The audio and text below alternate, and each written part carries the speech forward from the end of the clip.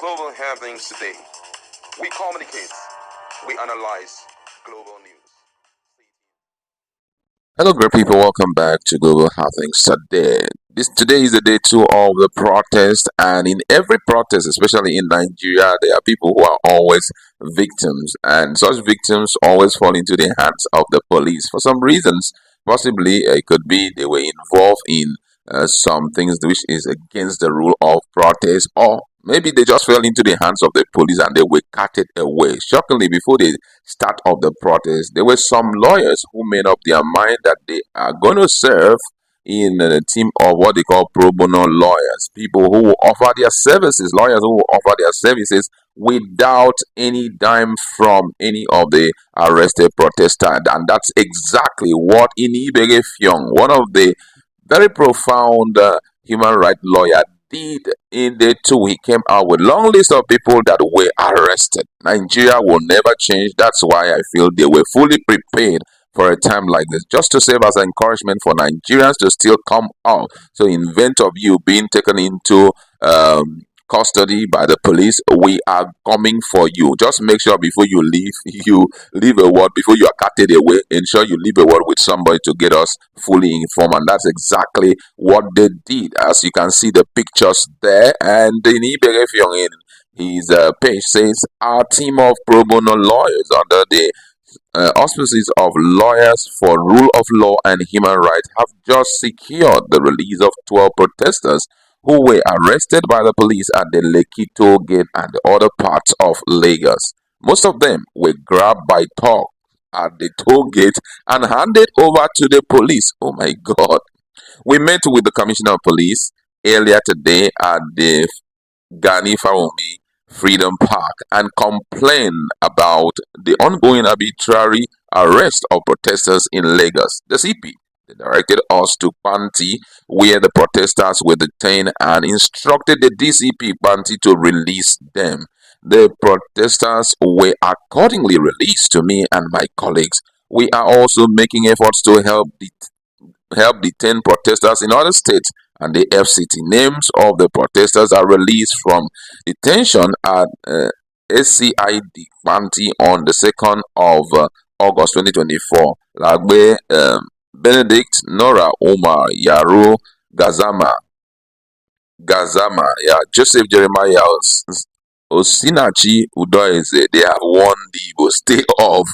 But the suffering does not actually have ethnicity, so I won't blame some of them for coming out. Then one Ayodele, Ajayi, Godwin, Moloku, Adelokun, was you, Precious Alfred, Yahya, Muhammad, Otika, Victor, Ndukwe, Ogbonnaya. If you look at the list of that name, about 12 of them, it's a mixture of all the tribes in Nigeria, different ethnic groups in Nigeria, just to tell you that everyone is feeling, the sledgehammer of hunger, and they just cannot come out, cannot stop coming out.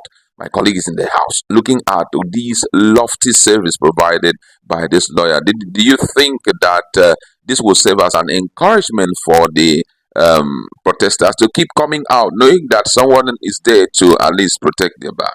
Yeah, it's good to know that we have people like Inibehe Effiong, even the likes of Deji Adeyanju. Before now, Deji Adeyanju was just an activist, but now he's also a lawyer. He's doing his beat also in FCT. While Inibehe is in Lagos, Deji Adeyanju is in FCT. They're working hand in hand. I must say, well done to them. It feels good to know that you are not left alone in a struggle like this. Now, to make matters interesting, I always would expect, in fact, I'm not even changed, I would have asked what happened in 2020, during the NSAS as well.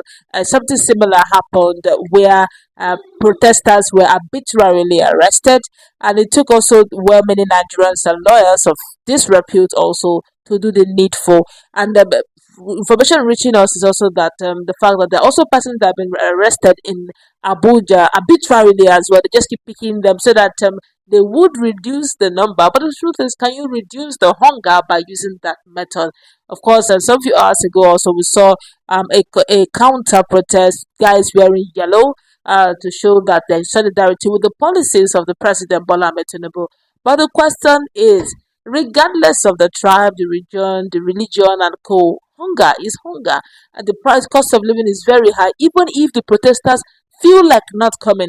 When they check their pockets, their body go tell them. Hunger has a factory resetting mode that each time you feel like you just join others. What happened in River State is quite unique, where a lot of those protesters, some of them came out walking gently, moving. When others saw others on the road, they joined them. How much is a cup of beans? How much is a model of beans? How much is a derica of beans? Depending on which of the part of the country you're living in. These are some of the terminology of the measuring instruments used, to buy some of these things like beans, rice. Gari used to be for the poor, but right now Gari is for the very rich. And you got children. Are we going to raise for those who are parents? Are they going to raise kwashoko children? Of course not. And that's why they're hitting the streets one voice. Just bring down, at least immediately bring down the cost of price of fuel. And this is the own way, Inibege's way, and most lawyers' way. This is own way of Inibege's way of saying we are in this together. And I must say kudos to them for doing that. Well, the area that we cannot be so sure if there was provision in terms of services was that of medical, because especially in the northern part of Nigeria, we saw a lot of things happen. I think all those who were taken out were all, but from all indication, medically, there was no preparation to protect them from any form of harm. But however, this is a good one coming from Inibege. Now, let's look at the future of the protest. Do you think the Nigerians are still going to continue, considering the lukewarm attitude of the protester today? If you notice, a lot of things, a lot of states kind of, they were calm, they were not as motivated as yesterday. Do you think that tomorrow may be worse, meaning that tomorrow will be a Saturday? The truth is, nobody knows the background moves that the government is doing. All you just see protesters coming and going.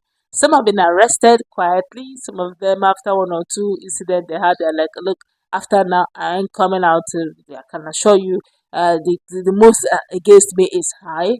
While some may be a case of I don't think one or two things are going on. You keep seeing anti-protest here and there. One or two guys have come out saying that they called them out, gave them 1,000 naira to wear yellow polos and just say, the government is doing nicely. They are against the protest and also you don't know the underground moves made by some of these politicians and just to frustrate the effort of the protesters. But I can't tell you for free that the tempo is reducing in some states, while in other states the tempo is being maintained. Rivers, for one, Lagos here and there because of the court order that keeps coming in here and there, and for Abuja, the constant throwing of tear gas keep frustrating people from gathering. Whichever the case is, we still have more years to stay with these policies if we don't change them anytime soon.